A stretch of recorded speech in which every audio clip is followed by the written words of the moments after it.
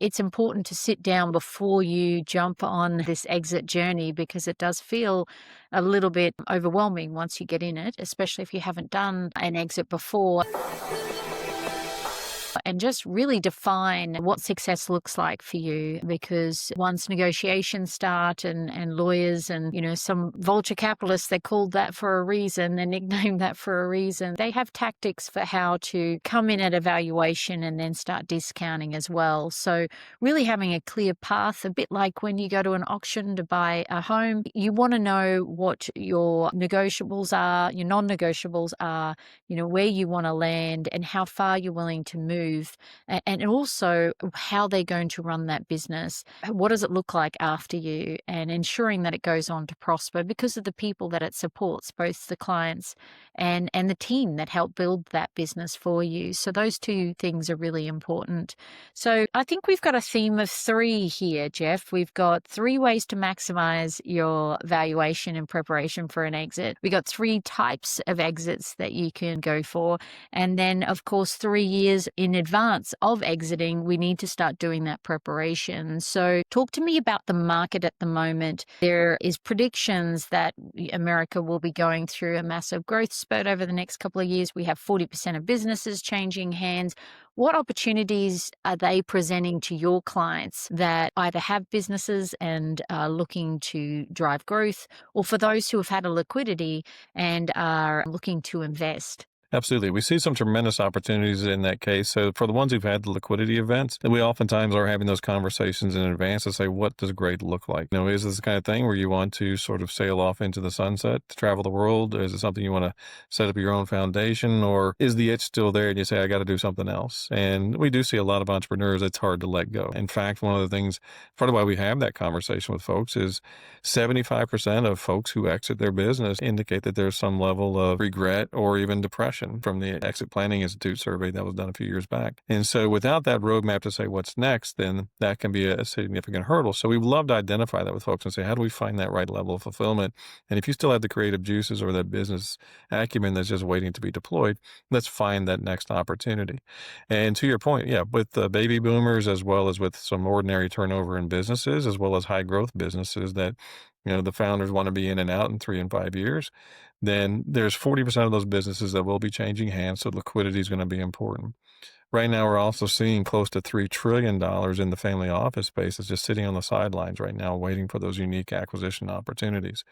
And so they're looking for growth potential, but they're also, as the rest of the country is going through, they're going through the migration to next gen as well. And so some of the things that, grandma and grandpa and mom and dad might have been comfortable investing in, next gen that's about to come into the money may not feel comfortable in those same industries. And so they want to look in different directions. So obviously there's every focus in AI, but there's also, I've had some refreshing conversations with folks saying, I want predictable, boring businesses that are hard to break. And, and so folks who find that nice resilience of income and say, this is stuff that everybody's just going to need for the next 50 years. I want to hold on to some of that as well. And so we're finding some very unique ways to do that. And then depending on where the business is, there can also be some fantastic tax credit strategies that can be factored into that, whether it's job creation or some places. There's a few places in the country right now offering perpetual tax credit for jobs that are brought to their communities. So if you can now have a quarter of your payroll funded by tax credits from that community, that's a nice win. But we also see it in some of the give back, and whether it's in opportunity zones with infrastructure that are owned where they can have some tax-free capital gains capabilities, looking for a lot of the kind of layering of where are the best opportunities. And that's what we're finding there is kind of where is the smart money leaning versus the available money. And there can be very distinct differences. That is one of the things that we've seen in sort of the effort to educate and work with a lot of the family offices is that perception of, first generation really knew how to build the business and or the asset. Second generation had a front row seat, has a decent idea of how to maintain it. Usually by the time it gets to the third generation, the thought process is money kind of falls out of the sky somehow magically. And so As a result, there can be some poor deployments. But we're finding that there's a real focus on educating the next gen to say, how do you receive that? How do you deploy that? And in a way that's consistent with either our family's DNA or from a optimization of the liquidity we've got to say, how do we propel this forward? And that I think is also one of the other unique things is as we talk with folks, we're finding that there are very different distinctions as to what does that pay it forward look like. We see many times we talk about what is their time horizon. Folks will say, this is my 20-year or 30-year time horizon. I want to just optimize it here. Don't care if there's zero left for anybody else. That's their mantra. And then there are others and other cultures who look at it and say, this is 1,000-year money. How do we perpetuate that and build that so it has domino effects for the next 1,000 years? So very different ways of planning and deploying that capital in accordance with that to say, how do we find those things that are aligned, cultures, values-wise, as you were mentioning at the outset, but also in industries that we'd like to be a part of. Yeah, I love that. You and I spend a lot of time around these industries, so I love being able to take that back to my clients and share with them, what the environment looks like. Because 50% of everything is timing. So, what are people looking to invest in? Spending time at looking at where markets are going, how to maximize that, and working backwards from where we want to be in 3 to 4 years' time, which is really important. And I guess in concluding then, Jeff, if somebody is a couple of years out from an exit, what would you recommend is next steps? I mean, my recommendation is to make sure that you start defining your personal values, your family values. If you're looking at a family office as well, starting at those grassroots so that can be your compass. But from a structural point of view, at what point, what's the next step for them? We work with people on growth plan, working back 2 years.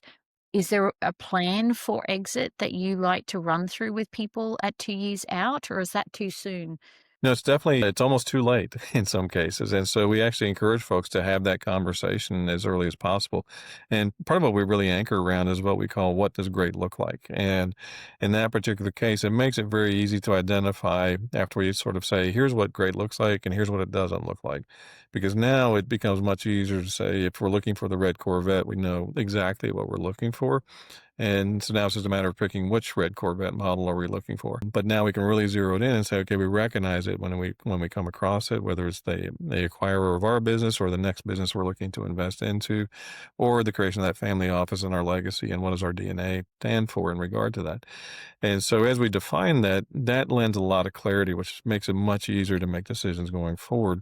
And that's where I would encourage folks to really take that step of engaging with great advisors, folks like yourself that can come in and help coach and mentor them to say, what are your next steps? Is there a growth trajectory that you need to have implemented? Is it part of an exit strategy?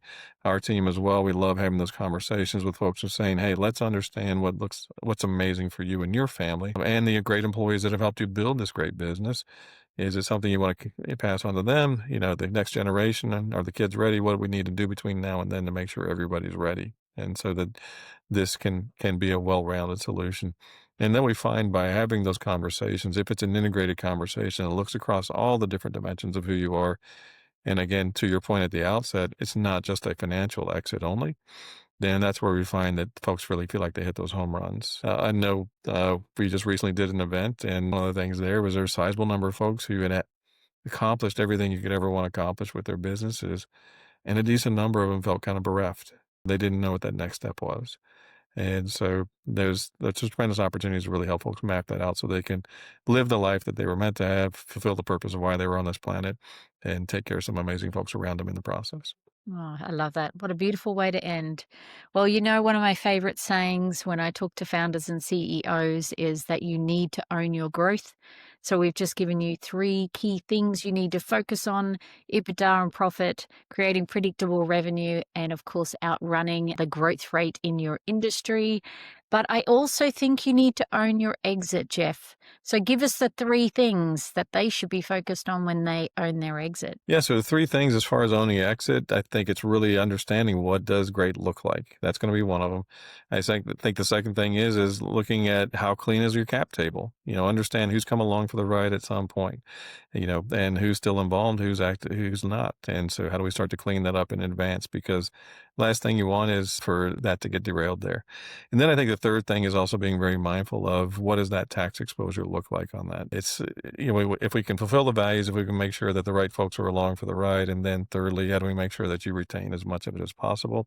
Let's design those strategies in advance because the IRS is the worst employee you've ever had. They're the most expensive one and they provided basically nothing of value to you. So how do we minimize how much they take on the way out the door? Love that. Well, thank you, Jeff. Great conversation as always. And I look forward to talking to you again, all things exits, so that we can make sure that we all go on to have a great back nine, as they say, and step into our purpose and continue to drive impact.